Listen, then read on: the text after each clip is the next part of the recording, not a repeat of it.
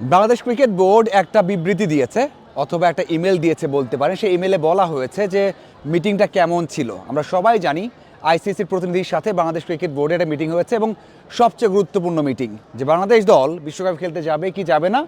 যে ইমেলটা দিয়েছে আপনি সেই ইমেলটাকে বলতে পারেন আগে যে ইমেলটা ছিল, মানে এর আগে ভার্চুয়ালি যে মিটিংটা হয়েছে ওই ইমেলটারই কপি পেস্ট একেবারেই বলতে পারি। শুধুমাত্র আপনি ওই ইমেল বা ওই বিবৃতির সাথে এই বিবৃতির একটা জায়গায় চেঞ্জ করতে পারেন। শুরুর দিকে যেখানে ভার্চুয়াল মিটিং ছিল সেখানে আপনি করতে পারেন ইন পার্সন অথবা সরাসরি মিটিং।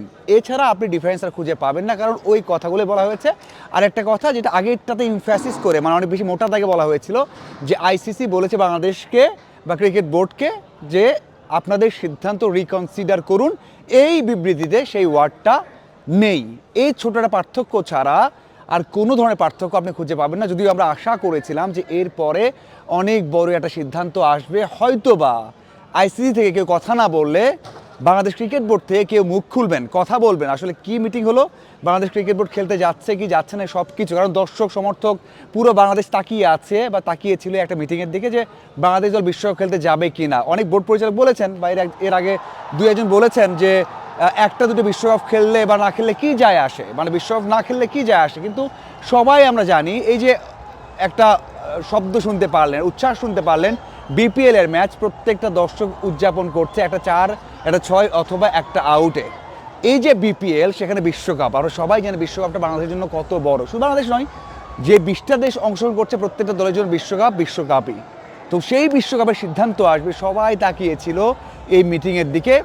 এই মিটিংয়ের যেই আউটকামটা আসলো সেটা কিন্তু আপনি আগের যে ইমেল বা বিবৃতি তার সাথে এই ইমেল বা বিবৃতিকে এক করতে পারবেন। তবে একটা জায়গাতে ছোট্ট একটা চেঞ্জ এসেছে, সেটা হচ্ছে যে বাংলাদেশ ক্রিকেট বোর্ড জানতে চেয়েছিল যে গ্রুপ আলাদা করার, মানে আমরা তো এতদিন আলোচনা করেছি, আমি নিজেও বলেছি যে এই পর্যায়ে এসে গ্রুপ চেঞ্জ করার বিষয়টা মানে খুব একটা যৌক্তিক দেখায় না, যে এই গ্রুপটা চেঞ্জ করে দেবে, এর যৌক্তিক হয় না।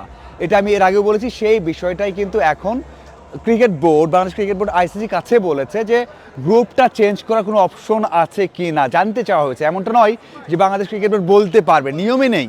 মানে ভেন্যু বদলের কথা বলতে পারে কিন্তু গ্রুপ চেঞ্জের কথা বলতে পারবে, এটা নিয়মে নেই। এই জন্য জিজ্ঞাসা করা হয়েছে কোনো ধরনের সম্ভাবনা আছে কি না যে গ্রুপ চেঞ্জ করার। আমরা সবাই জানি গ্রুপ চেঞ্জ মানে বোঝানো হয়েছে যে এই গ্রুপে শ্রীলঙ্কা অস্ট্রেলিয়া আছে, সেখানে বাংলাদেশকে দিয়ে ওই গ্রুপ থেকে একটা দলকে যদি বাংলাদেশের গ্রুপে আনা যায় সেই বিষয়টা বোঝানো হয়েছে। কিন্তু সেখানে আর উত্তর আসেনি, শুধু সেই বিবৃতিতে বলা হয়েছে এই বিষয়টা জিজ্ঞাসা করা হয়েছে। কারণ এটা করা হলে লজিস্টিক্স অনেক সাপোর্ট লাগবে না, মানে কিছু তো চেঞ্জ করতে হচ্ছে না, গ্রুপটা চেঞ্জ করতে হচ্ছে, এই জন্য এটা বলা হয়েছে। কিন্তু এর উত্তরটা ওখানে দেওয়া হয়নি যে আইসিসি এটা শোনার পর বা এটা জিজ্ঞাসা করার পর কি উত্তর দিয়েছে। তার মানে এটাই আপডেট। এখন আপনি বলতে পারেন বা আপনার মধ্যে আসতে পারে যে আর মাত্র 20 দিন আছে বিশ্বকাপ শুরু হওয়ার। বাংলাদেশ আজ 17 তারিখ, 7 তারিখে বাংলাদেশ দল মাঠে নামতো। 7 তারিখ এই সময় আমরা রেজাল্ট জেনে যেতাম যে বাংলাদেশ দল বিশ্বকাপের প্রথম ম্যাচে কি করেছে।